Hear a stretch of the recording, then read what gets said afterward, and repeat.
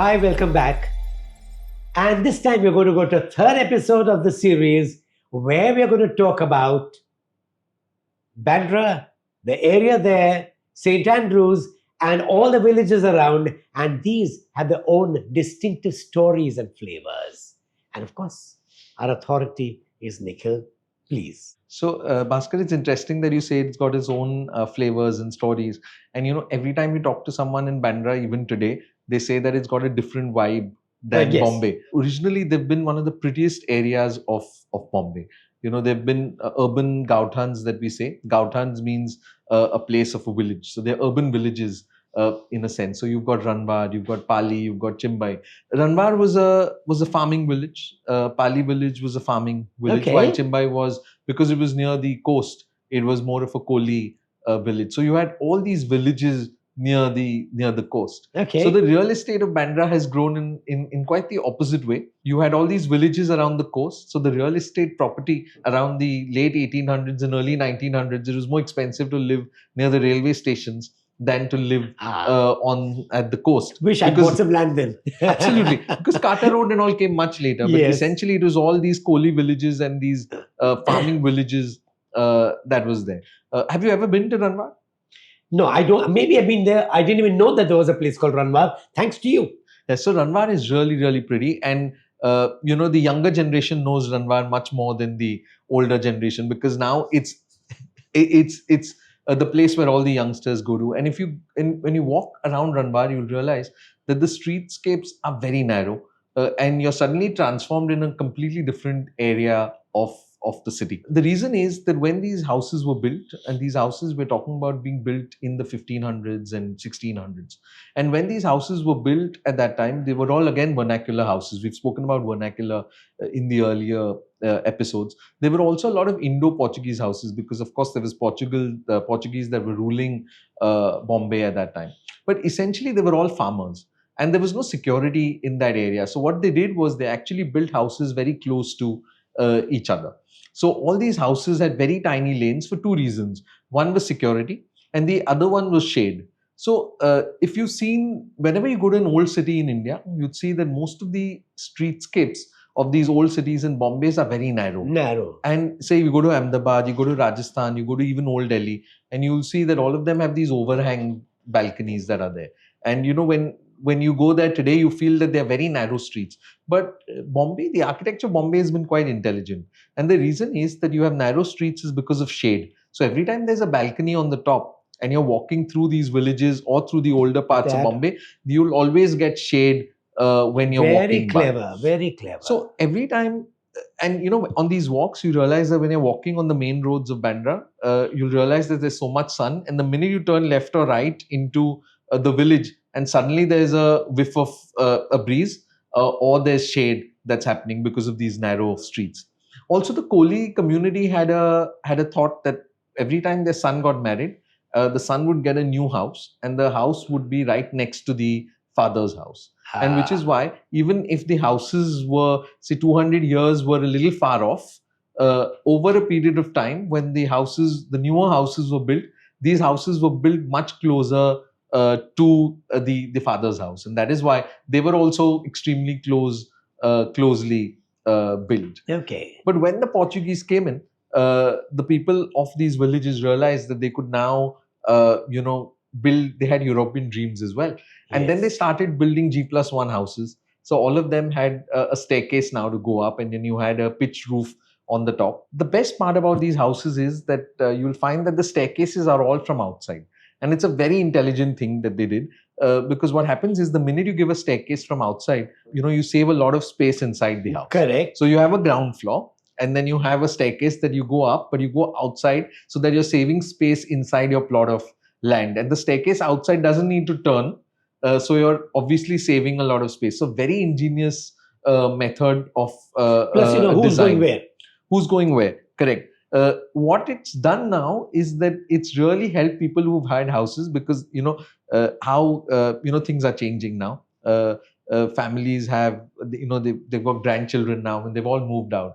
And a lot of people who've lived in the villages want to rent out to earn more money. And this has really helped, because what they can do is they can either give the ground floor off or the first floor off to people to rent without really the Upselling tenant coming inside their Yes. house. But all of them have these lovely wooden staircases that you will take, and they have these lovely balustrades that you will see. And across all villages of Bandra, so you'll see Pali, and you'll see Ranwar, and you'll go to Chimbai, and you'll see these lovely Indo-Portuguese houses that are there, but true to be very vernacular. There's always a debate, though I'm saying Indo-Portuguese, the reason I'm saying Indo-Portuguese is that because they had a Portuguese, flavor to it, an ancestry yes. to it. But in a sense, they were all Indian with a few Portuguese details. Like if you see the balustrades, you'll see that a lot of Portuguese houses would have that balustrade on the staircase. One of the most beautiful parts of the house is the veranda, or we say the balcony that's there outside, from which we've got the word balcony. Okay. So that's a very Portuguese word. But when you walk around these villages, you'll see a lot of these uncles and aunts, maybe old, maybe young. They'll be sitting on the balcony, and there'll be a granite katta, that'll be there. That is actually built out of concrete from the land. Okay. And people can sit there and they'll be reading a newspaper with a little cup of tea or coffee Okay. right next to it. And this porch is something that becomes, it's like a fabric or like a space in between their house and the road, between the streetscape.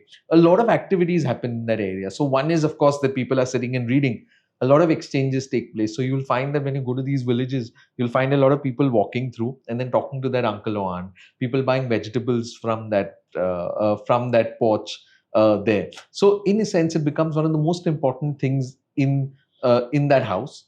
And by part of social interaction. Part of social interaction. So you don't, not like the houses that we have today. Correct. We are isolated. Yeah, if you're living even on the third floor of a building, you have no clue what your neighbor is doing. Yeah. You have no clue. You come out of your building and then go to work. Correct. Here, that balcony actually gives you a place to interact with your neighbors. And everyone knows everyone and they talk about it. Absolutely. So that was one thing. There's a book that also says that there was a lady and a husband that came in to rent a place in Bandra, and she was pleasantly surprised to see a balcony, because the concept of a balcony or the concept of a terrace, a usable terrace, was never there in the city of Bombay before the buildings came up, because you always had a roof that always ended the building. Correct. So if there was a balcony, this couple was quite pleasantly surprised to see that they could actually hang their clothes somewhere to dry, because before that it was always just the window and the roof on the top. So these villages also changed the mindset of people, because they started having these innovative Portuguese kind of ideas that was there. You go inside the houses and you'll see that they have these lovely tiles. Today, a lot of interior designers and architects, including me, are passing it off as Spanish tiles, etc. But when you go to all these houses, you'll see that they've been existing for the last 100, 150 so hardly years. be Spanish about it. Absolutely. And these tiles are actually European tiles that have been there in Bombay since the last maybe 200 years. Yes. And now getting popular because of Instagram. The villages of Bandra were always, you would know that you've come to a village when you saw a cross. So every village in Bandra has a cross, either at the start or at the end of the village. And the best way to know that you've entered a village is to see a cross. Okay. Why did these crosses come up? Is again because of the plague. So we've spoken briefly about the plague, but the plague really was like COVID, and everyone was worried about the plague. And some people put up their crosses outside their houses because they wanted to protect themselves from the plague. And some of them were thankful that when the plague passed, they realized that they've not been affected. So they were very thankful to God. And that is why they put up these crosses. Yes. And these crosses now become a part of vernacular architecture. You're walking through these tiny lanes, and you can actually visualize Europe when you're yes.